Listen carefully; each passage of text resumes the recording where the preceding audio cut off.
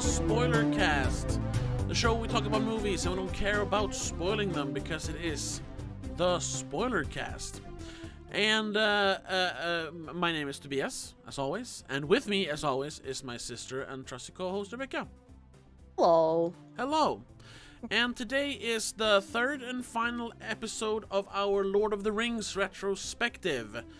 Yes, even though there's only 2 episodes here, wherever you're listening to this, YouTube, Spotify, Apple Podcast, Google Podcast, Stitcher, wherever. We're available on all major podcast platforms. You can only see 2 episodes, and you're thinking, where's the Two Towers episode? Well, we do have a Patreon where we release 1 extra episode every week for only $3 a month. And we did our Two Towers discussion on Patreon.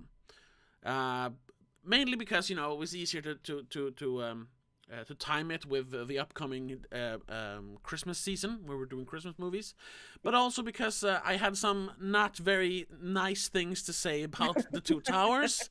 So instead of having a large audience listen to it and hating me for it and leaving nasty comments, I just gave it to to our Patreon subscribers who are a bit more forgiving. But if you want to scream at me in the comments, just go to patreon.com/don'tmakeascene. And you can listen to it for only $3 a month. And you can leave hate comments. I mean, that's fine. It's your prerogative. Tell your friends about it. But that's that. We're going to move on from the Two Towers. We're not going to discuss... Well, we might discuss it, but... We might. We're going to mainly focus on The Lord of the Rings, The Return of the King today. The final movie in the trilogy. Finally. Yeah, the end of the saga, the story, the road, so to speak, the end of the quest. Yes. And I don't know. I've only seen it once before, so and that was this was a few years ago. We've discussed that. We watched all 3 of the extended editions a few years ago, you and me. And back then, I liked the first disc because all versions of the extended edition comes on 2 discs for some dumb reason. On DVD, I mean. No, on Blu-ray as well. I even looked it up. Even the 4K release comes on 2 4K discs because of the whole end of part 1 thing that they want to put in. But it's so dumb. It should have just been one long movie now that they can't fit it on one disc. Dumb. Whatever. Yeah, because on DVD I understand it. Like, sure, hello, because it's so long. And like I said in the Two Towers discussion, I really like the first disc, the first part of that movie, and didn't really care for the second one. Yeah. Having rewatched it now, though, my opinions have changed. But I thought we should start with your opinion, Rebecca. Do you remember? Do you remember when you watched this the first time? Because you haven't remembered. Like the first and the second, I have no clue when I saw it the first time. Okay. I just remember having the extended edition DVD sets forever, basically. I don't even remember when I bought them. Okay. So no, I have no memory of the first time I saw it. I don't remember what I thought then. I remember obviously liking it enough to buying the extended editions. Well, I think you got some of them in like Christmas presents and stuff. But yeah, still. Well, I mean, I almost asked for them at least. Well, sure, yeah. So, and I like them enough, all of them enough to watch them more or less every couple of years. All right. Or every now and then even.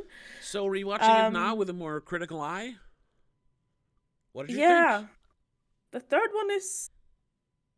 I don't know. It's not my favorite. Because, a little tease for our Two Towers Patreon episode.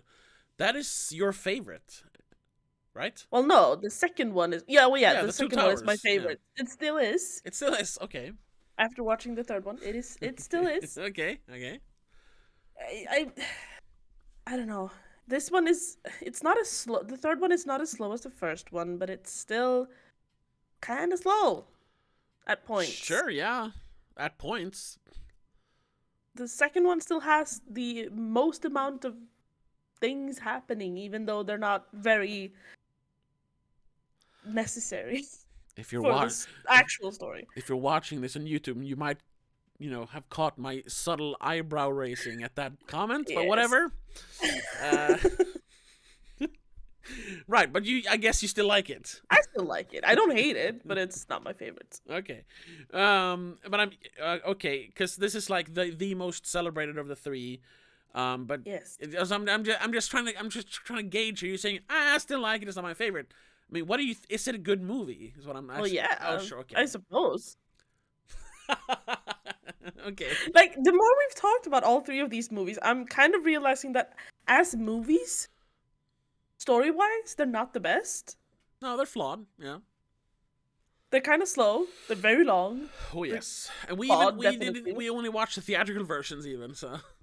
Yes. This one being the longest though, still at over 3 hours, even 3 though hours it's and 21 minutes, according to IMDb. Yeah, I think it's that is so weird with all these things because it's 3 hours and 12 minutes on HBO Max. It's 21 minutes with the subtitles and extra subtitles. I don't know. I don't know. I don't. Because I think this whatever. Either it's way, change. Yeah, it's over 3 hours. It's the longest one of the three. Yes. And I looked it up. It's like almost 4.5 hours the extended version, which is insane. Anyway. Which is the one I'm used to watching, which is even more insane. But yeah, the more we talk about these movies, the more I realize, as a movie, as the story of the movie, it's not that special. I mean, it's special, but it's not that good. But the technical aspects are still freaking marvelous. Oh yeah, sure. I mean, I think we can actually we can make this discussion a little shorter because that's the same in all three of those movies. On a technical level, this is it's near perfection. Still to this day. I mean, we pointed out some flaws in the first one. We didn't point out much flaws about the technical stuff in the second one because we were busy pointing out all the story flaws. I just want to mention one thing that it irked me that I forgot to mention it when just at the end of the movie or the second one. The second one, yes. Quickly, just gotta mention it because it's so bad. When Eomer, the king, Theoden, and Aragorn, and whoever else is in that last throne room thing, whatever, in Helm's Deep. Yeah. When they ride out across the bridge, like, let's ride out to our deaths, like, with our heads held high. And they just, push all the orcs or Uruk-hai off the bridge.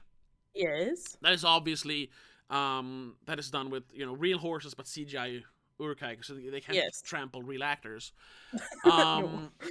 And I wasn't even looking for flaws. And honestly, I was watching that last part on my phone because I had stuff to do. I was moving around the town, but I still managed to you can see the horse clip through several orcs, and then they just fall off afterwards. It looks horrible. Because it's obviously not like hand animated. It's like a collision animation thing, and it just looks terrible when in the grand scheme of things, you don't notice it, but when you see it, it's like, oh look, those orcs are I don't know, they're ghosts. They're inside the horse. Yeah. Anyway, that's the only big technical flaw in that movie, though. Like, just like the other two, it's on a technical level, it's perfect, basically.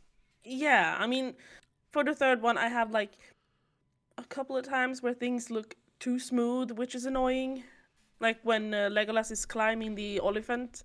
Yes, those are the big things that stick out because they're giant creatures, CGI creatures. It's gonna stick out. And then him swinging on it is just even more. It looks a little, it looks a little dated. The movement and all, but other than that, when Eowyn is chopping the head of the Nazgul dragon thing. Oh yeah, it looks cool. amazing. Yeah. Like you can't really tell that it's fake. No, well, I mean, no, not really. Not really. So yeah, the technical aspects, as always. Yeah, amazing. We don't need to reiterate that. No. It's perfect, basically. So, the story though, or the actual movie, the plot, whatever, acting and everything. Because we have to kind of backtrack a little bit to what we talked about in the Two Towers episode. Sure. Because we had a discussion about why. Yes, my I don't want to give too much away now that I sold it so well. as a Patreon but you had the one I'm thinking of is why do they need to have the war if all that needs to be done is have Frodo walk to Mount Doom and throw the ring in? Yes. I feel like all the stuff that Saruman is doing, because it's specifically Saruman's Uruk-hai in the second movie. It's not Sauron. Nope. His armies are still being created basically in Mordor. Yeah. So it's just Saruman, I guess, on the orders of Sauron, because he has the Palantir that can give him orders, I suppose. Even though we never actually hear anything of that. Yeah. Just see him like, oh, Master Sauron, I am speaking to you through the ether, whatever, The globe thingy. Yeah, and then he tells them like, go destroy the towns of the Westfold or whatever, Rohan. Yeah. And yeah, I didn't see the point of that. Why not just wait until you have the ring, focus on getting the ring, because then you're unstoppable, and then take over the world without any problems. Then you can even just get rid of Saruman because you have the ring. You are like, you're unstoppable. You're completely unstoppable. And I mean, Saruman did fail his side of it. Yeah. And that's the one big thing. That was part of the big argument or this discussion. Other one being that, do we need 3 hours to like show the people of Rohan going from despair to hopeful, when you kind of do the exact same thing with the Gondor. The Gondor country of Gondor in the third one. The Kingdom of Gondor. Yeah, and also how much, because that's only part of that movie. Yes. So I'm saying how much more swiftly Gondor goes from despair to hope in Return of the King. Yes. And how it's first of all just visually more impressive, because it's not just a couple of houses on a hill. It's Minas Tirith, the big white city of Gondor, and Osgiliath, the blown out kind of London reminiscent ruins of Osgiliath, the town at the river. And how they cut between that. You have Faramir and Osgiliath. You have the steward, whatever his name is, the dad, Faramir and Boromir's dad. Yeah. In Minas Tirith. Crazy person. Yeah, and I don't know. I'm moving into my, because we haven't gotten to my opinion yet, but I'm moving into my opinion. I think it's so much more well told in the third one. Yes, I agree on that part.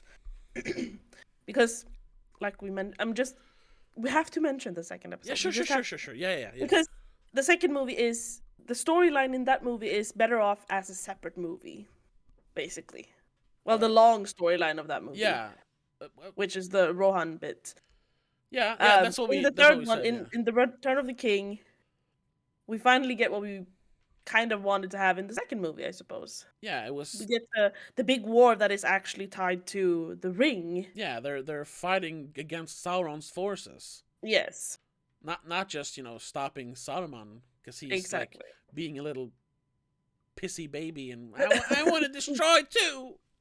Basically, like this is actually, like they say, you're fighting for Middle Earth. The last movie was just you're fighting for Rohan. Yeah, and like we said in that, what in the context of the movie, what is Rohan? It is the one city, whatever it's called, where the king is. I forget, and it's a little village where the 2 kids come from.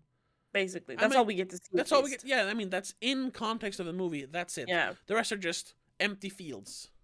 That's what Rohan is. Yeah. However, what I feel is a shame with the fact that it's not a however, it's just because they had this grand battle in the second movie, I feel like they cut the third battle, the movie of the third the battle of the third movie. The battle of the third movie. God damn, I can't speak. They cut it kind of short. Yeah. Because they have a very fast resolution. Well, once again, much better. I mean, sure, yes. The battle at Helm's Deep is so drawn out. It's like, it's Battle of 5 Armies level. Yes. I mean, it has more stakes, and all of it is, not all of it, but most of it is real, or shot with miniatures. That makes it more exciting than Battle of the 5 Armies. But it's like 40 minutes of the movie. Like, come on. Yeah, but then you have the Return of the King battle, and it's like 10 minutes of the movie. Yeah, perfect! No, it's too short. Get to the point! Because you want to have the battle, you want to have the stakes, you want to have everything. Sure. And then all of a sudden, Aragorn shows up with a bunch of ghosts and the battle's over. Well, that's the second battle. That's the second battle. There are two battles. The second one is also very short, but still. Yeah, but the thing is that the stakes are bigger. I think there's more motion. I mean, when Theoden rides into the Uruk-hai coming from Osgiliath, he's literally screaming, "Death!" Yes, that's true. Which is a double meaning. They're both death to the Uruk-hai and also like we ride into death with our heads held high, basically. Death either way. Just someone's gonna die and we don't care who it is. It is so awesome. It is so fucking epic.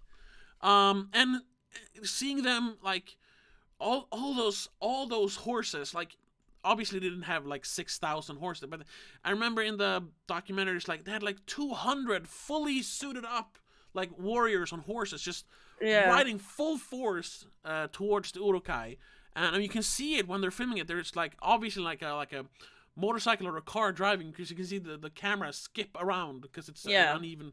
So it's actually real, and they're just going. It's just so goddamn awesome. Apparently half of those riders were female for some reason. Oh, they couldn't find enough male riders, so they had to like glue beards on ladies. The only thing I read was that they had to like call in a favor or whatever with like the New Zealand army or the military. So like they had like 100 like old soldiers that were so fucking pumped to be in the Lord of the Rings movie that they smashed their like wooden swords that they were given, their prop swords. They were hitting each other too hard, so they broke the swords. Well, they've lived with the legacy of the Lord of the Rings for a while, so they were like, yes. Yeah. To battle. Yeah, and that fucking epic battle scene, yeah.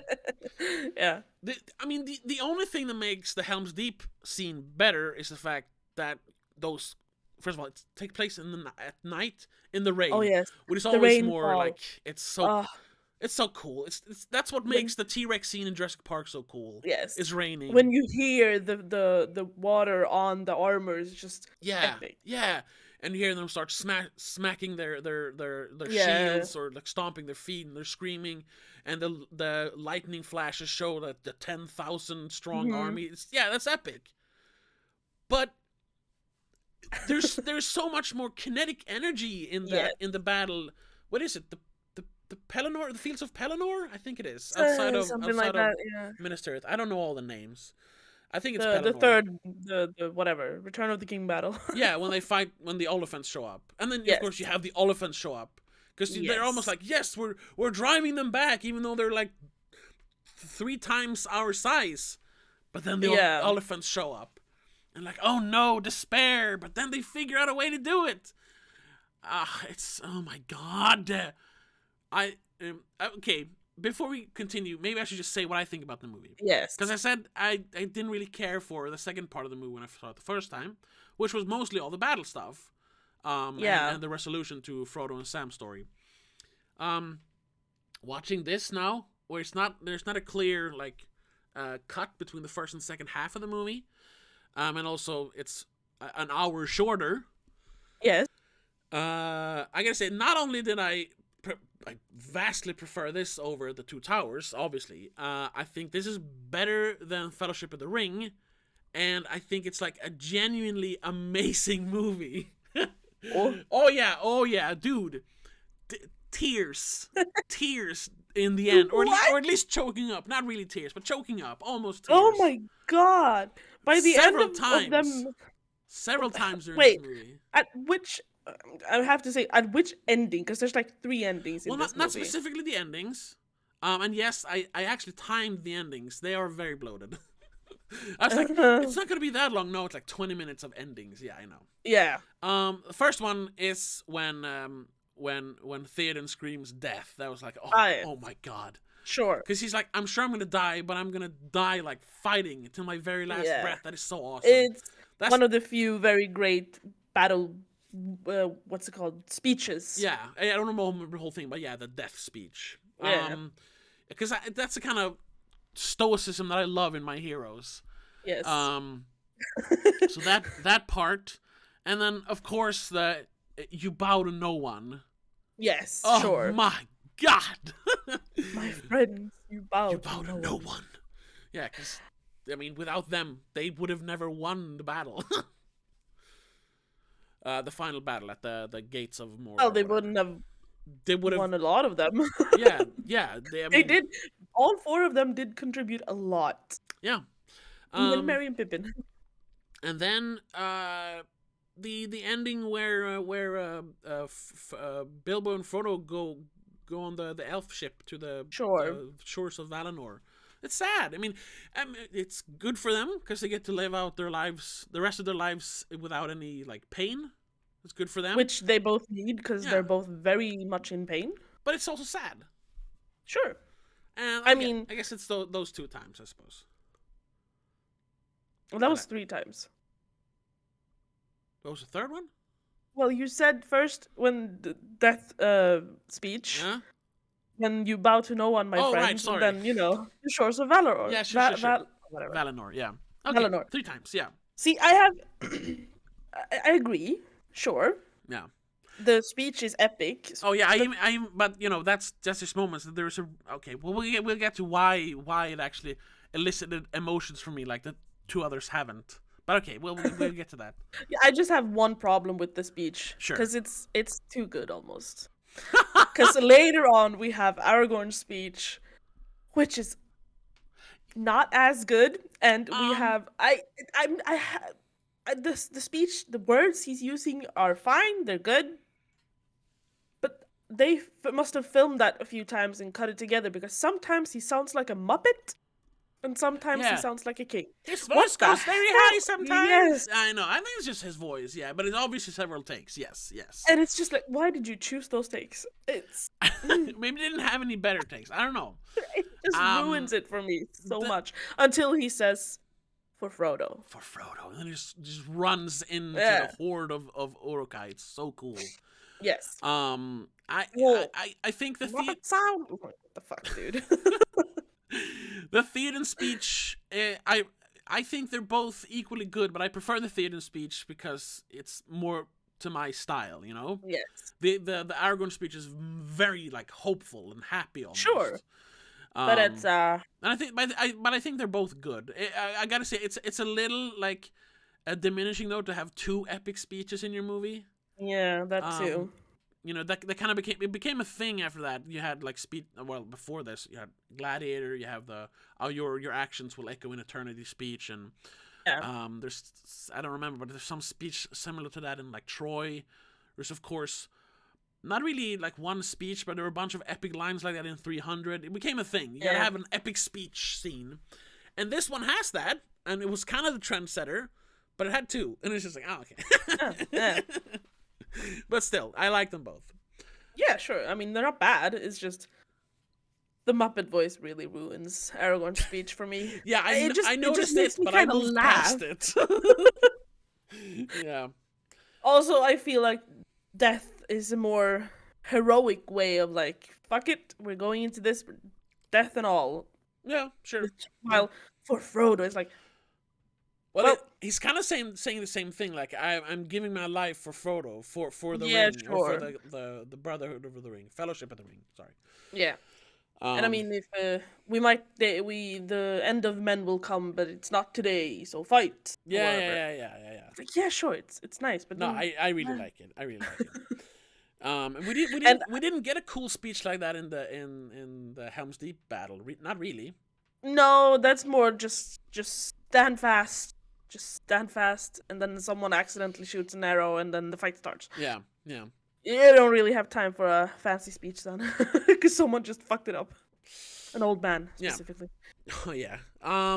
But then, so fancy speeches and cooler battles aside, what is it that I actually like about this movie? Yes, please do explain. Well, first of all, I already mentioned that, but that's part of it. There are actual stakes here. They're not just fighting for Rohan. Sure. They're actually, like you said, the fight for Rohan is over. The fight for Middle Earth has just begun. And this is the actual fight for Middle Earth. This is the culmination of the mission, the quest to destroy the ring, to save the world. Yeah. To save all mankind, all people kind, whatever. Save Earth, because he does say Earth. Yeah, well, Which is Middle kind of Earth. throwing me off. No, he says Earth. He says Earth. Okay. In the speech, yeah, Aragorn says Earth. Now, on this Earth, he means I suppose. the Earth they're standing on, which is the fine. world. He's not meant. He's not. It's not. What is it? Tellus? Do you still call Earth Tellus? Like I think that's like the space, Latin name or something. Yeah, sure. But I mean, he doesn't mean our Earth. He means this Earth. Yeah, but whatever. I know what you mean. But so first of all, that the stakes are raised. But you also have the characters. Most of the characters, except for Gimli and Legolas, who are always going to be sidelined, they're just Aragorn's buddies.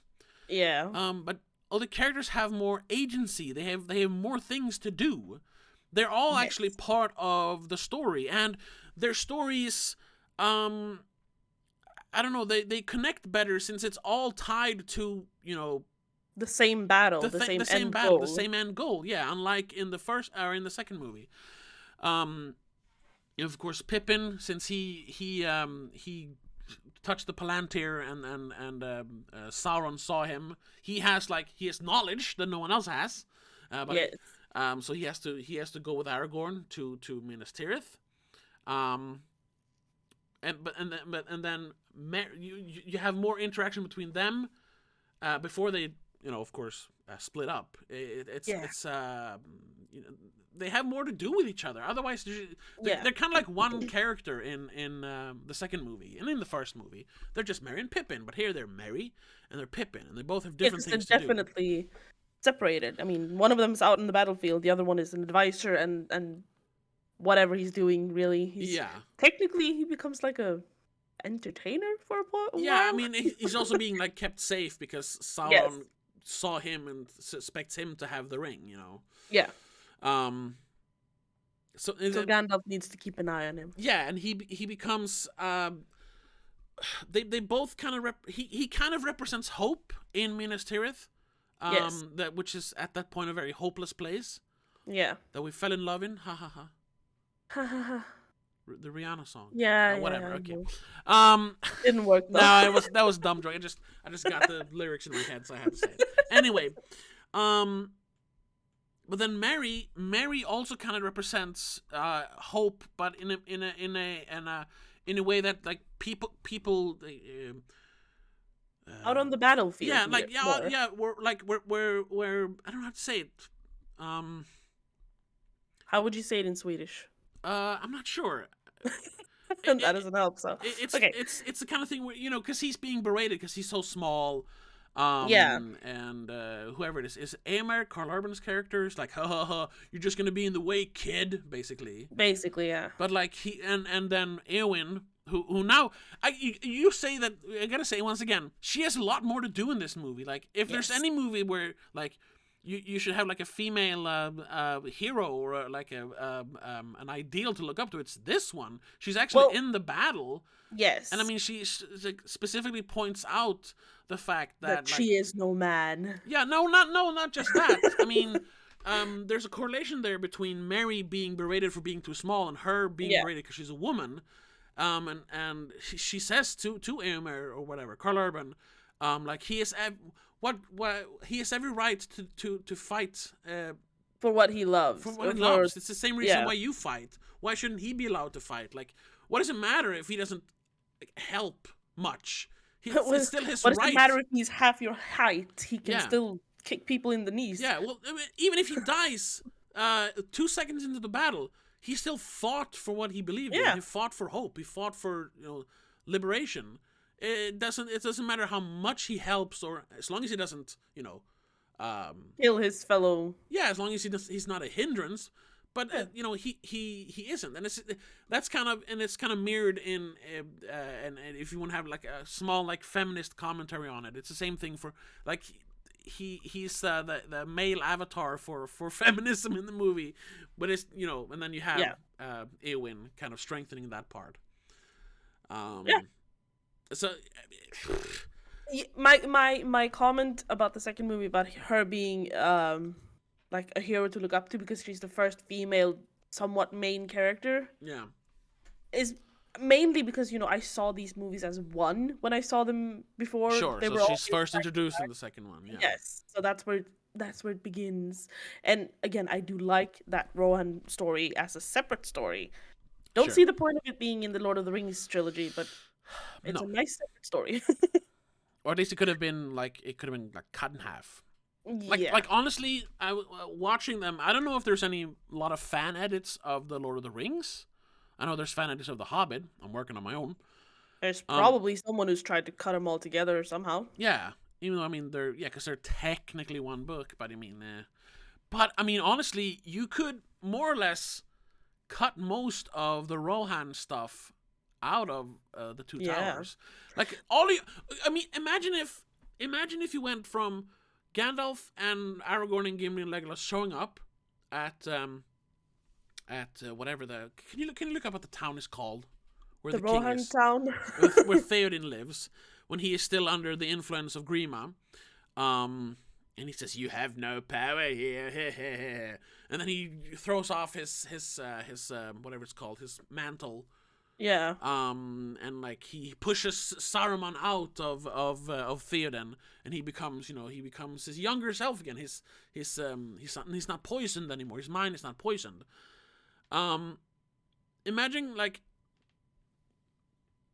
from there you show him grieving over his dead son, and being like, "Oh no, I'm not going to." Like all hope is still lost. Blah blah blah. But then they find hope. Cut to where they like celebrate the death of everyone in the third movie. Then celebrated everyone who fell in battle at Helm's Deep. But instead, just like you have to change the dialogue, which you can, of course. But them just yay, like hope has returned to Rohan, and then having the thing where the city's called Edoras, by the way. Edoras, thank you. Yes. Having the whole plot with them not really wanting to come to Gondor's aid, since Gondor didn't help them in Helm's Deep, or hasn't really helped them at all in the last years, whatever. Yeah. Yeah, like the whole Helm's Deep thing and them losing hope is just it's bloated. It's unnecessary. It shouldn't take 3 hours to tell that story, especially since you kind of have echoes of that in the Gondor story and Rohan's involvement in the Gondor story. Yes. So that's now watching them so closely together, like just a few days in between, I realized that, and that's also why the third movies work so much better for me. Yeah. I mean, it does feel like it's a bit of a repetition when you have the same Yeah, first that stakes and reasoning for a war and then a war. Yeah, which that's annoying, and they had to repeat stuff. But I'd rather have the stuff from Return of the King than the stuff that is in the Two Towers. Yes. Because it's better and it's snappier and it's shorter, even though the movie's longer. And it does have more to do with the main plot, which is Frodo and the Ring. Yes, and well then talking about Frodo and the Ring, Frodo and Sam and Gollum. In this movie, stuff finally happens. Stuff actually happens. In the first movie, they just walk around. Like second movie as well, almost. Yeah, sure, but Gollum, he hasn't really put his plan his scheme into work yet, whatever you call it. But here he actually starts, like turning Sam and Frodo against each other. And there's stuff happening. It's not just them walking around and being tired. No, they're actually starting to fight. He's luring them on a false path, and and they actually managing to separate them. Yeah, and you have Sam fighting a giant fucking spider. Yeah. And then a bunch of orcs. Yeah, other orcs. Uruk-hai, I suppose. No, well, some Uruk-hai, yeah, but mostly orcs. And you have them, in different. They're in the mountains, but then they're in a cave, and then they're in a tower. And then they're in they're just even just changing the scenery just helps to make the story feel more fresh. And it gets darker and darker the closer they get. Yeah. Nice. It's a nice update from what they've been doing so far, basically. Yeah, and the story's being told both through their struggles and visually. The closer they get to the end, the slower they walk, the darker the skies are, Yes. I mean, when they reach the end, it's literally like apocalyptic, with the lava and everything. Yeah. And there's just stuff happening every time they cut to Frodo and Sam in the Two Towers, it's just like, oh, more walking. Okay. Oh yeah, they literally tell us that they've been walking in circles. That's why everything looks the same. But, oh shit! So we've been watching you walk in circles. Thank Yes. you. Here at least they're walking towards the right Yes, place. and they get closer, even though they hit bumps. Yeah, Every but now those and bumps then. are emotional. Like Yeah. when Frodo tells Sam to go home, he's with Gollum now. Like, oh my god. Yeah. I think it's so much more impactful, all that stuff. Mm-hmm. And we finally get to see Sam like proving himself. He's not just Mr. Frodo's servant. He's actually a hero. Yeah. Oh yeah. Another not like cry moment, but like epic moment when he says, "If I can't carry it for you, I can carry you." And then just lifts him up and like carries him the rest of the way, basically. God damn it! It's everyone actually like doing the utmost, pulling their weight, pulling their weight, well, and like just basically giving their lives to save the world, instead of just being like in the Two Towers. Everyone but Frodo, sort of, because Frodo's still just a bitch. He's barely alive. He's like a husk, and he's being manipulated by Gollum for most of the movie. Yeah, that too. Like in the last one, he was just whiny. Here he looks like he's literally dying. I mean, when he is. When the orcs capture him, and you see him without a shirt, you can see like he's got like scarring where the chain from the ring has like hurt. It's so heavy. Yeah, like, I mean, emotionally, it's but physically hurting him to wear it. And all that it's just it's so good. It's so much more impactful than everything in the two other movies combined. I don't know what else. But then you have which there's been little hints of it here and there in the two other movies, but you have kind of a return to not really horror, but I mean the more kind of style of Peter Jackson movies that he made before, when they go to meet the Ghost Army. Yes. It's really creepy and spooky, and just because, I guess, because the ghosts, they look like the ghosts in Frighteners. Yeah. It feels like, hey, look, it's a bit of the same design, yes. Yeah, and the Ghost Army is awesome. No, they are, and that's another thing. Like they've been like they call them like thieves, murderers, and liars. Why would we need their help? Yeah, didn't they like desert someone at the time of their need? Yeah, when it was, I don't know how long ago. No, it was during the... Was the original war? Yeah, when Isildur needed their help to fight Sauron, they said, yeah, we'll help you. And then they saw the scope of the battle, and they were like, fuck that, and just went back into the mountain. So he cursed them. That's why they can't die.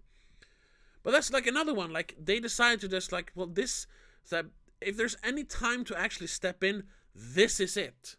So they step in, even though they've been shunned for 3,000 years, because Aragorn promises, your debt will be paid. So they are honor bound. Another very nice stoic trait that I love in my characters. Yeah, but then I hate that they just literally you get a what's it called? A bird's view shot, and they're just sweeping through the city, and then the war's over. That looks a little weird. They're moving like waves, like water. Yeah, but it's still cool. You can literally see them like a wave swallowing an elephant. Yeah, and I was like smack up against the wall when they're inside Minas Tirith. Yeah, but it's still cool to say that they had a ghost army. Sure. Shouldn't they have saved them though for like when they march on the gates of Mordor? Because they kind of would have needed it then. Yeah, well, I think that's just really their last like it's the last try to give the last attempt Frodo and Sam to like have the last a chance to get moment. into Mount Doom, because it's like we got to move Sauron's eye away from Frodo and onto us. Like they're ready to die. luckily Frodo and Sam were actually close by now. Yeah. They could have been somewhere completely. It could have been lost in the woods or something. Yes, and that's the thing we've mentioned, that the timing of all this is very convenient in all Very of the movies. convenient. But whatever. I mean, sure, you do have Gandalf saying that he's beyond my sight now. Yes. So I mean, he's probably like, okay, he's been keeping track of them. He can see that they're walking in the right direction, and once they're too far, that must mean they're close. When I lose sight of them, they're either dead or they're close enough, you know. Yeah. So this is as good as time as any. Just do it. Yeah. If there's any time to die for a righteous cause, this is it. So let's go. Yes, because it might actually be the right timing to have Yeah. Frodo throw the ring in. And it works. Sure, I do hate that whole scene with the throwing the ring in, though. You hate it? Yeah, I hate it. I mean, we know it's just bothering me that this is when he finally shows that he is truly getting affected by the ring. This is when he's like, well, that's when the ring finally takes over. It's the ring's cold. last desperate like attempt to survive. Yeah. Just like with Isildur, it mirrors Isildur. Yes, it does. But Sam should have just like tackled him and taken the ring and throw it in. He shouldn't just have been standing there waiting for Gollum to attack him. Yeah, but he does. But Frodo is invisible, so he can't really. If you can see before Frodo, he puts on the ring, he's standing there just waiting for him to put the ring on, which is a very horrible shot. I hate that shot when you're seeing him like with the finger and you're holding. It's just. I don't like that shot.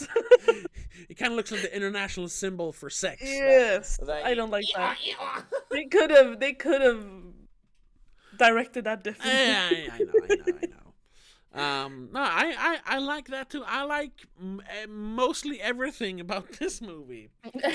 I mean, it feels kind of off there because Frodo, sure, he's taken over by the ring and he's putting it on, but then it takes a second or two before Gollum actually jumps on him. Yeah, because he has to figure out where he is. Sure, but he should have like run away by then. No, he Frodo, wants the ring. Obviously. No, but Frodo should have run away by then because he has the ring on. Well, he is moving. You can see the footstep. He's moving towards the exit of the cave. Yeah, but he's slow. Either way, then once Gollum barely alive anymore. He can't run. Sure, whatever. When Gollum finally bites his finger off, he's still supposed to be like possessed to want the ring, right? But he's like collapsing and holding his finger. Like, dude, you want the ring? Get the ring. You shouldn't. By then, he shouldn't care that he's lost a finger. He should be manic enough to just run after the ring, anyways. I mean, he does sort of. But I mean, jump into the lava after it. But yeah, he does. It takes a while for him to like. Okay, let's do this. Yeah, because he just lost a finger. Oh well. I mean, and he he can barely stand up anymore. Like he can't just go, "Oh, fuck you, Gollum," and punch him and grab it. He's literally dying and. Yeah. So. It's just, it feels a bit odd because you have it on the side of the mountain. They both kind of collapse, but then he like all of a sudden he has energy again. Like, dude, you've been dying for days. Yeah, where did this last push come from? That's literally what it's the last push. It's the andra andningen. He takes second wind. Yeah, every ounce of strength he has left, he just musters it up so he can fulfill the quest to save the world. It just feels odd to me. Oh my god! It's so... That's the best part, that he just... God damn it! And gets up and keeps walking. It's so cool. It's so good. I don't think it's cool. Okay. I think it's weird. But it's everything we've been waiting for 3 movies. That's the thing, though. And finally they're here. Like he's gonna die before. Not today, motherfucker, he says, and gets going. The whole story about actually getting the ring to Mount Doom is the most boring part of it all. And I'm so not invested in the second movie, but here stuff happens. No, it's still the most boring part of it. Except for when they're fighting the spider or the orcs. But that's the whole story. The walking is kept to a minimum in this one. Except for but then they're still climbing that freaking mountain forever. Yeah, but it's during the battle, and It's right there. It's right there. It's the desperation of it all. By then, I've lost interest in that part. Okay. Completely. For me, it's the other way around because I think it's done so well and it's paced so well that it's actually exciting. Other than, I mean, unlike in the Two Towers. I mean, the first movie is all about them getting to Mordor, and there's stuff happening, and yes. So that's fine. But yeah, the second one, it's just them walking. At least something happens here, and there's emotional moments, and there's double crossings, and monsters, and orcs, and fighting, and I'll carry it for you, blah blah blah. Oh my god, I'm just so amazing. over it by then. No. I was over it by the end of the second movie, and I'm still over it when I get to the third movie. It's like, okay. I'm done. I don't need to see them walking anymore, even if they're fighting a spider in between. Oh god, I hate that spider though. I mean, in a good way. Like it's amazing, but I fucking hate spiders in general. Yeah. So, ugh. Yeah. I mean, even the Aragorn and Arwen stuff is better here because instead of her just being like, ooh, not saying anything, I'm just being a wishy-washy elf. She actually she has, just like her father Elrond had, she has a vision of her future. Yes. That's because he says, "Oh, there is no love for you in this land, only death." But then she has that vision of her future where she has a son with Aragorn. Like, there is actually something for me here. There is a future. There is love. There's family. And I mean, so she just decides to fuck you and rides back to Aragorn. Yeah. She once again having agency of her own life, unlike she had in the second movie. Yeah. Everything in the second movie is just treading water compared to this. I don't really understand part of their story though. Why would her father not allow her to be with Aragorn when he is one of those few humans who are blessed with long life? Well, it's still. She would have a very long and happy life with him. Yeah, I mean, they would be together for 100 more years. Yeah, but she will then be left there for eternity alone. You could commit suicide. Yeah, but then she won't be able to be with her family in Valinor. And it's also a symbol. I mean, there's leaving symbolically as well. Yeah, you gotta see it like that. And okay, Arwen, your life is over. Time to commit suicide. That's not a good ending for a character in a book like this or a movie like this. That's true. I've never understood though why they have to leave. Because the time of the elves is over. They don't trust that humans and hobbits can save Middle Earth from Sauron. But so they can be. Yeah, but they don't know that. And they do stay.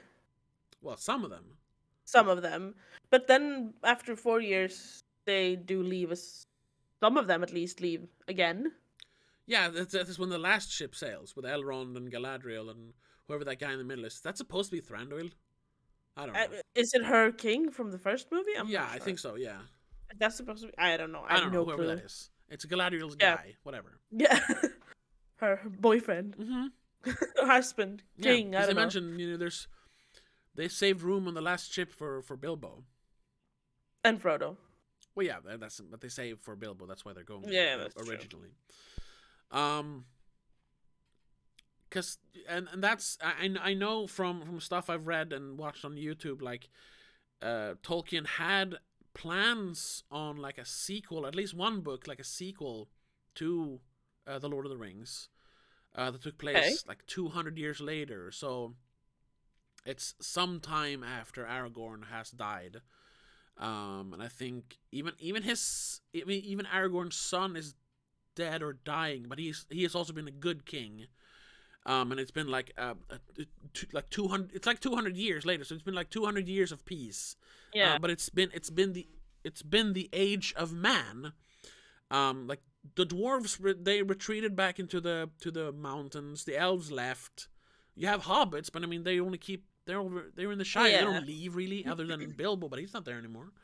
No. So it's really been a prosperous time, and it's been the age of man. But then there's, just like in The Lord of the Rings, it's a creeping darkness coming back, and there's other stuff going on. So the plan was for the next part of it to be more like more like fantasies nowadays that, they talk about dragons and elves and dwarves, but you don't really see it. Kind of like in the Elder Scrolls, like the dwarves don't exist anymore. You have elves, of course, now, but dragons is also just something that returns in Skyrim. So it's supposed to be more like traditional fantasy as today, but he scrapped that idea because he thought it was like this. I don't remember. There's plot stuff going on with there's like a human, like it's a cult that wants to bring back the Sauron kind of character. The necromancer. Yeah, sort of like something like that, and that's what starts the whole story off. And he thought that was too like bleak and nihilistic, so he chose not to write any more of it. But there's there's notes and stuff that you can read in various books and texts. So the point is that they I mean, and that is also something that kind of culminates in this one. It is proving that in times of need, men come together, humans from different countries come together, and they can fight for a righteous cause. I mean, and all this, the books being released and I guess written during World War II. There's definitely a point to that. Sure, yeah, definitely. He calls them, at some point they refer to themselves like the Swords of the West. Obviously them being the allies, because they're the Men of the West. Men of the West, right? Men of the West, being the allies. Yeah. Against the Nazis, the orcs. Yes. So that's also it's ultimately a story about hope. Like most great epics, it's a story about hope. Yes. Desperate, like pointless at sometimes, but it's hope that eventually saves everything. And I think it's a very well told epic like that. Sure, definitely. But it's just I feel like 9 hours of movies should have included and explained more about certain points that are actually kind of important with the elves. Because they put a lot of the elves in there, but they don't explain certain things like them leaving and stuff. I never understood it, and because I never read the books. No, but I mean, from the movies, I've never understood it properly. For me, in the movies, you don't need more explanation than they lose faith, so they leave. Yeah, that really, I never understood that, to be honest. Because I mean, I never understood that's why they're leaving. In the actual book, you don't get much more explanation of that. At least from what I remember, what you get more explanation from is like the appendices and all the facts you can read in other books. But the actual story, the elves in the actual story don't give you much more than it's the time of the elves is over. We're leaving. Okay. We're leaving these shores. Fine. That's basically it. I mean, they me that not understanding, I suppose. Yeah. Well, that's a problem with fantasy, which was kind of started by Tolkien, to having too much lore, too much world building that gets in the way of your story. Like, the elves are they perfectly represent despair and like losing faith, but since for you, there's something missing because you need more explanation. But there really doesn't need to be more explanation, but you expect more explanation because you get that from books and TV shows nowadays. Yeah, I suppose. And I mean, he started that by actually writing so much facts about it, but that was just to fill it out. When you read the story, if you want to read something more, I suppose. But now you have like the goddamn like you wouldn't. What is it called? Game of Thrones books, where it's just like pages and pages of like genealogy and this knight belongs to this family. And I was like, shut up! Just get to the story. I don't remember because I never finished all of the books, but I think I read the first one. Yeah, I read 2 of them. I didn't mind that one because at least you understand everything. No, the book is fine. I mean, but it is a lot of like explaining when a new character shows up. There's like 16 pages of explaining who this character is. I'm like, I don't care. I do. He's the knight. Okay, and he's gonna fight this big guy. It's more important who. It's not important who he is. It's more important who he is. Sure, but when you develop an entire people with a separate language and a very specific look, and you portray them as these ethereal, special creatures, and then all you do is give them like, well, we're leaving, bye. Like, come on, give me something more. But they explain. What more do you want? I don't understand. they feel so unused. They're in one battle in the second movie. Yeah. And then you see 3 of them in the end of the third movie, and then they're gone, basically. Yeah. Don't create an entire separate people and a culture and a language just to have them in like a tenth of the entire story. But If even. they're there to tell the backstory, since Elrond has been around since Isildur in the First War. I mean, they fill a purpose to flesh out the world and make it feel more lived in and real. But I mean, do you really need? I mean, you don't need more story about, I don't know what else. Like if you watch Mission Impossible, I don't know, that's a bad example maybe, but you don't need to know who Ethan Hunt's dad is and what he did for a job and how did Ethan Hunt become this guy that he is. Like, I don't really understand why you need all this information about the elves. Then why have the elves at all? Because they fill Make a Gandalf purpose. tell the story of the war, because he's obviously been around since then. Well, they fill a purpose to be the ones who give up when men doesn't. Sure. And instead of having different like countries and races of humans, which would be separated them that way, I suppose. Yeah, because that would have been too much. Like, and then it's barely fantasy anymore. They had dwarves, they had elves, and they had humans. Yeah, well, no, I felt like it was lacking. Okay. Specifically since I didn't understand that they were supposed to represent the people who gave up. I didn't get that. Okay. So something wasn't clear enough because I didn't understand it. I just, because I've said this before, I haven't said it in a while, but I've said it before, I hate like unnecessary like lore and world building. If it doesn't fill a purpose in the story, like, why do you need to tell me about it? No, I agree. But I don't like it when they start telling you about something, they start adding details, and then just leave them there for like telling you one thing and then not using them more. You could have had another character tell us that information then. You didn't have to have a separate race with a whole other side plot just to tell us about the original war. Because I mean, what side plot? It feels like you didn't have to have the whole romance between Aragorn and what's her name? Arwen. That feels kind of unnecessary. Yeah. Sure. Yeah. Sure. The romance in general, but that's not because she's an elf. Oh no, the romance in general, and if it would have been with a human, you just wouldn't have introduced another language, another race. I mean, even Legolas as an elf, he didn't need to be an elf. He could have been a human. Yeah, but he was an elf. Yeah, I don't see the point of having elves if you're not going to use them properly and but they are flesh them out. Legolas kills a bunch of orcs. What does it matter if he's an elf or not? Yeah, but not because he's an elf. No, of course, it's because he's Legolas. He's just an elf because it's fantasy. Yeah, I don't like that. What? Because they don't give us that much like backstory with the dwarves. What? I don't really see where you like draw the line for what is enough backstory and not enough backstory. Like, you don't complain that the dwarves aren't really in the story because much.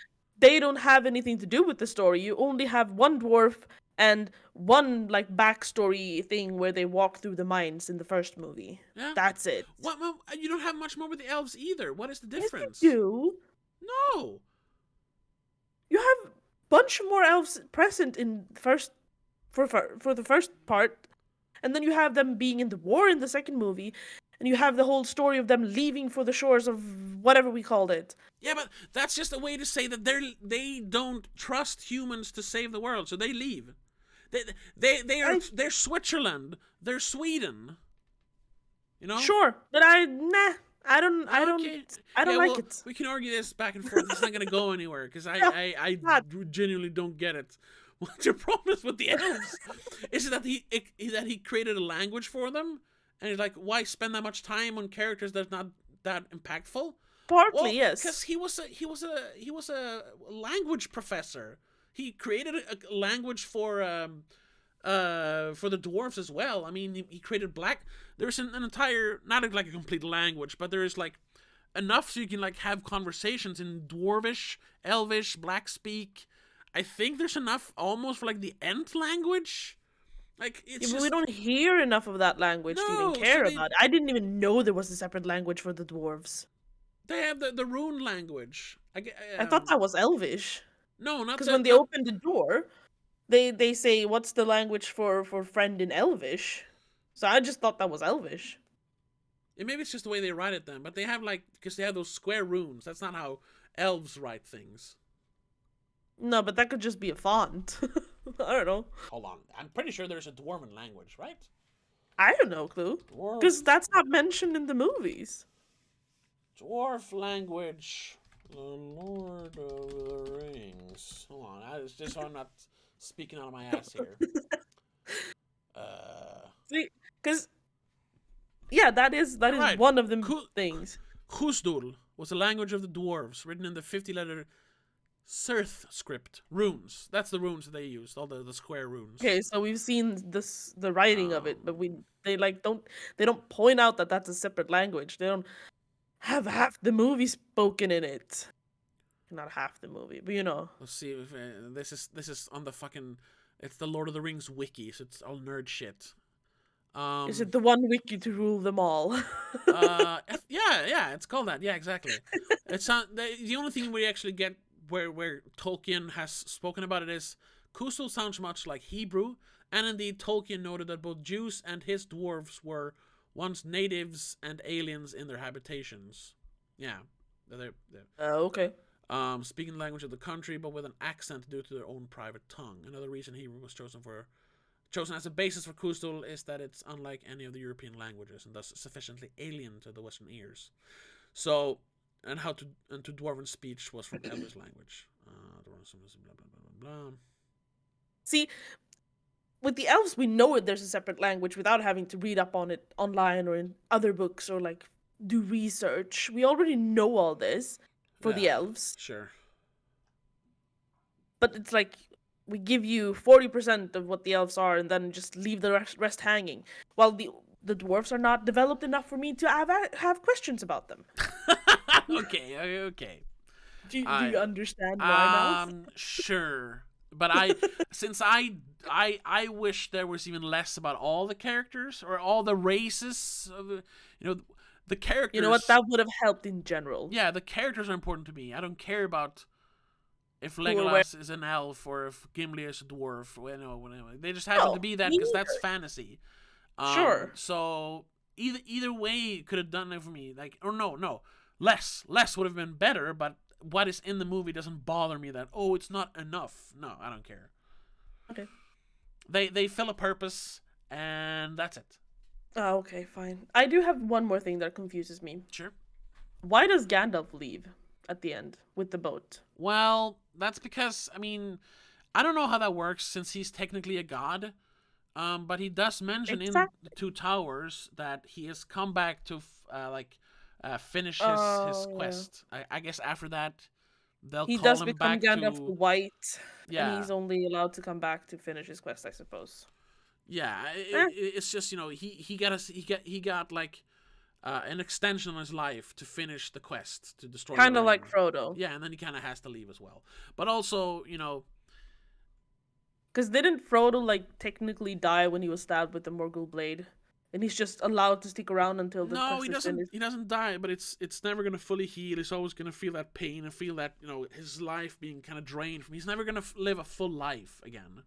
Yeah. Because of that wound. Because he looks very sickly towards the end. Yeah, even in the end after they destroy the ring. When he wakes up in the bed. Yeah, or even when he's back in dead already. Back end, he looks sick when he's writing the book. Yeah. So that's why. You want to know why he also leaves? Because it's the end of the story. There's no reason for him to stick around. Evil was defeated. Humans are united under one king again, and they're triumphant. The hobbits are back in the Shire and living their lives. He doesn't have to stick around anymore. I get it, but it's just if some characters can have that sort of ending. He's like Batman in The Dark Knight. Yeah, I guess. He just leaves and he'll be back when they need him. You know. Sure. It's a very fairy tale kind of ending, and I like that. I don't like those. It's old school. It's classic. You know. I'm kind of like our dad in that sense. I want to know what happens later. He left. He left to hang out and party with the elves. I don't know, whatever. Yeah, I want to see them party then. But then let me see how they party. But okay, and then they party, and then it's gonna end on the party, or should they? Sure. What are they gonna do tomorrow? You gotta have an end at some point. At least I know that they get there, and that's what they do. Well, however, the story is about the battle for Middle Earth, saving Middle Earth. He leaves Middle Earth, and the story stays in Middle Earth. But wait, if he's a god technically, and the elves live forever, will Bilbo and Frodo live forever? I don't think so. I mean, will they die when it's like going to Nangiala and then to the other one? No. The place where the elves are going it is a place. It's just Right. I mean, the elves could just stay in Middle Earth forever. Yeah, but Frodo and Bilbo won't be able to. No, yeah, but Valinor is much nicer. It's like a retirement place for them. Okay. Because it sounds like they're like, we're done on this planet. We're gonna leave Earth forever now. Metaphorically, that is it. They're leaving. But I mean. So it sounds like Nangiala and what the third place is.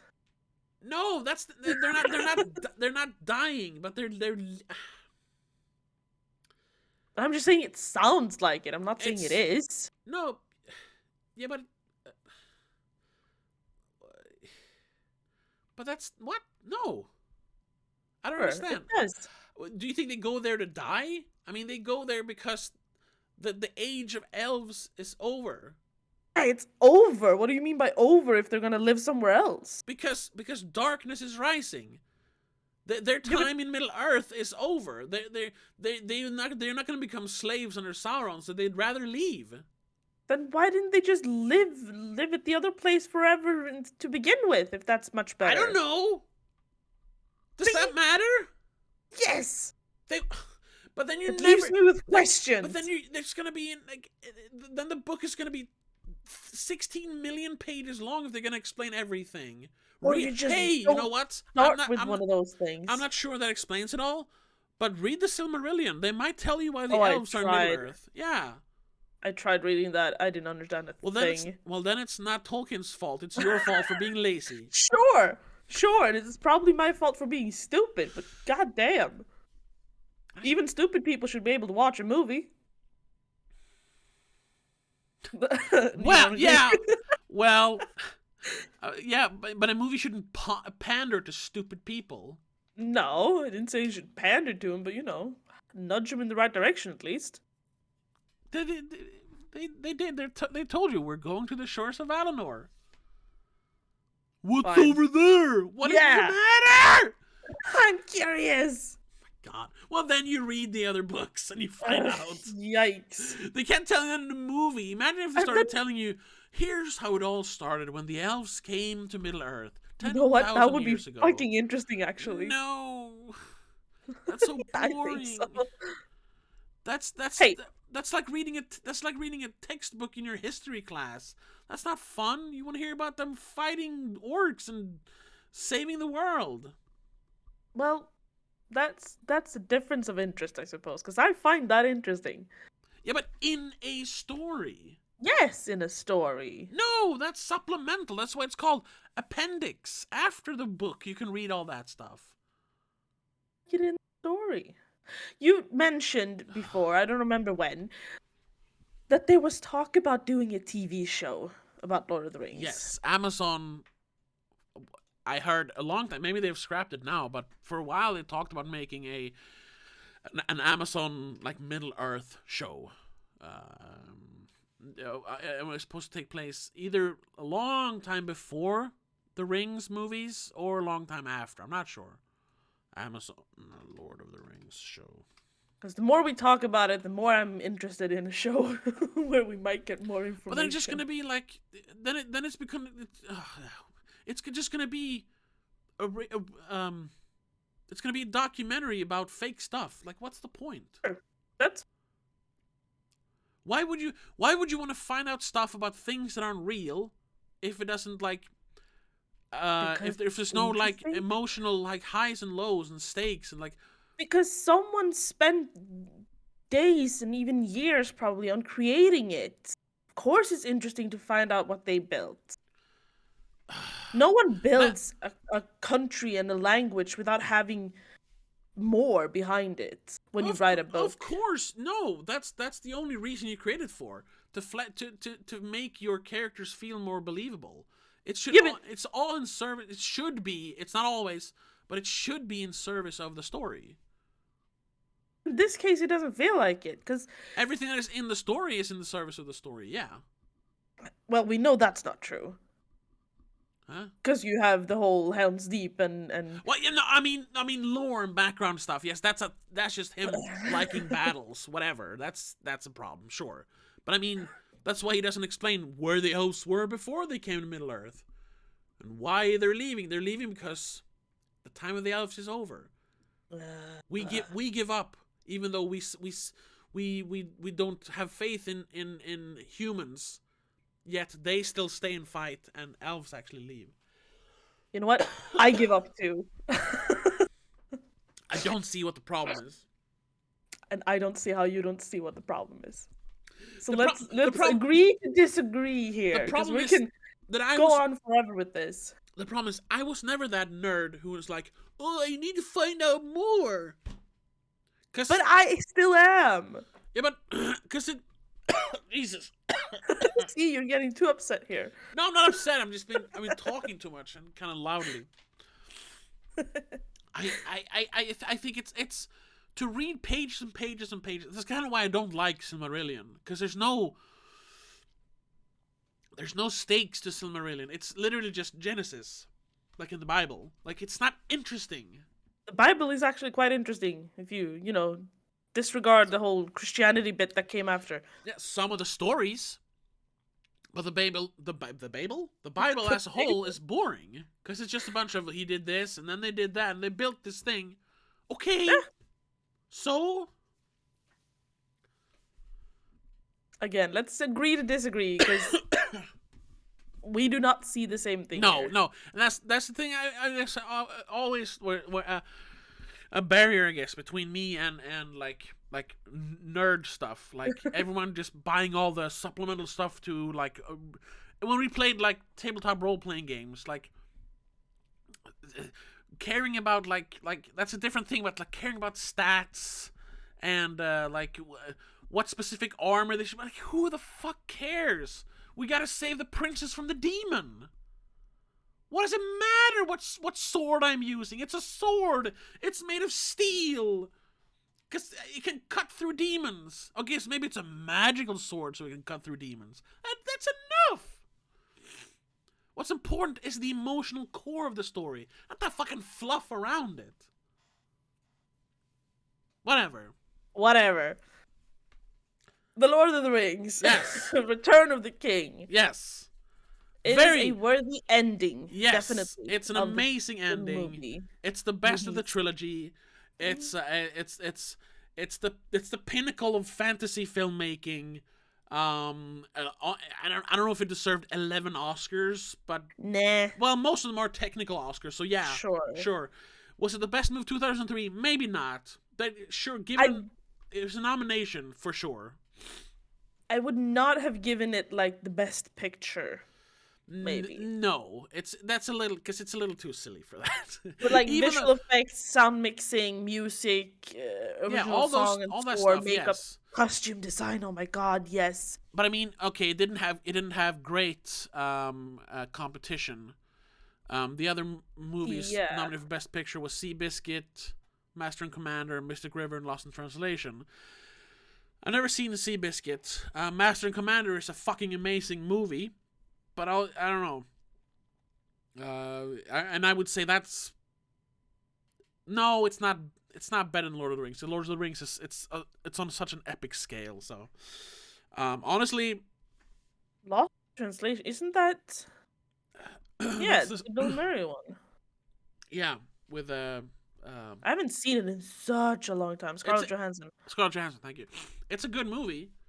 It's a great movie even, but it's not Best Picture Academy Awards winner. No, maybe not. I would Mystic River is more of that kind of movie, but I mean, Return of the King is so epic.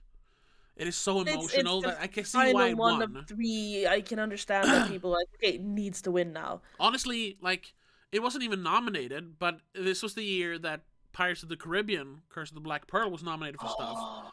That should have won Best Movie. That is a perfect movie. Yes. In every regard, it's a perfect movie. It's a better movie than Lord of the Rings. Even though it's not as emotionally impactful, it's a better movie than Lord of the Rings. So if we're gonna, Finding Nemo should have won Best Writing Original Screenplay, but no, the writing is blah, whatever. It's a dad looking for his son. It's cute and sad and emotional, but it's not whatever. Lost in Translation is realistic. It feels real. I can see why that won. But whatever. Yeah, Pirates of the Caribbean. I'm just scrolling through what won, what was nominated on different things. Well, Rings and Pirates of the Caribbean weren't nominated that often for the same thing. No. So Best Makeup. Yeah, of course. Return of the Kings wins that. But, nothing's probably ever gonna beat that, to be honest. Probably not. But yeah. That's my big recommendation for this, other than watching Return of the King. Watch Pirates of the Caribbean, at least the first one. It's fucking amazing. Yes. Number 2 and 3, not even close, but still pretty good. And then you can skip 4 and 5; they suck. Yeah, just watch 1 and 2, basically. I mean, 3 if you want to have like the epic ending sort of thing. Yeah, but a lot of people dog on number 3, but honestly, I think 3 is better than 2. People are like, oh, it's such a mess of CGI in that. Yeah, but that's kind of a perfect metaphor, because the core of that battle, the Maelstrom battle, is perfect. There's a bunch of CGI around it, but there's actually emotion in the metal. I mean, it's good CGI, so yeah. Either way, should we wrap it up there? I think we should wrap it up. We've been babbling on about random shit now. This world building went on for too long. Sorry about that, but for me, like I said before, if it's not in service of the story, there's no reason to like fluff out characters or races or whatever. If you want to add some details just to make it more believable, sure. But don't spend like years creating an entire world. It's not necessary. Look at Give up. Stop it. You know what? Look at Star Wars. I'll just say that. Look at Star Wars. He didn't create any languages. He didn't create like any races really. He just made like they made funny costumes to look like aliens. Which is why I have no questions about their history. Yeah, but they fill the same purpose as the elves, so. Yeah, but I know there is no other information to get, so I don't care. It's literally just that. Like, because there is more info, you want that info. Yeah. Well, then go get it. It doesn't need to No, I want it in the movie. I don't have to research. Whatever. You know what? I'm so happy that the next month will just be Home Alone. Yes. Children's movies, I suppose. Yeah. Because I'm done. Ooh, yeah. Jesus Christ. I'm so done with this. Sure. Can I quickly ask, why wasn't the elves a problem in the first and second movie? You didn't bring this up in those movies when we talked about that. Because we had more to talk about other stuff in those episodes. And this one I had room to mention this. Alright. Unfortunately, it took over the episode. That's not my intention, but you know. Yeah. Okay. That happened. Anyway, I'm guessing not a lot of people are going to hear this last part anyway. Yeah. They'll give up when we start screaming at each other. If anyone's still here, thank you so much for listening. Please, if you want to hear us complain even more about the Two Towers specifically, check out patreon.com/don'tmakeascene. $3 a month.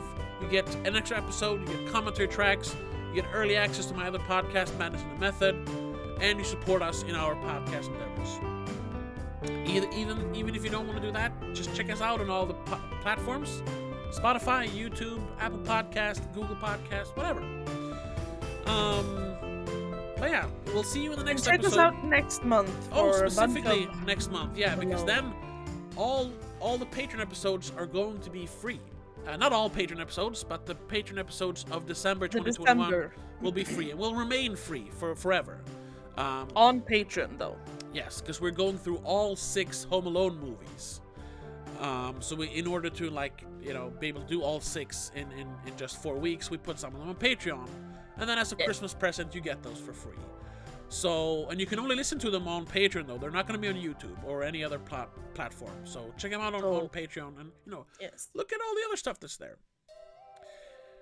But that's it for today. That's it for today. We'll see you in the next episode, which will be a Patreon episode where we talk about Home Sweet Home Alone.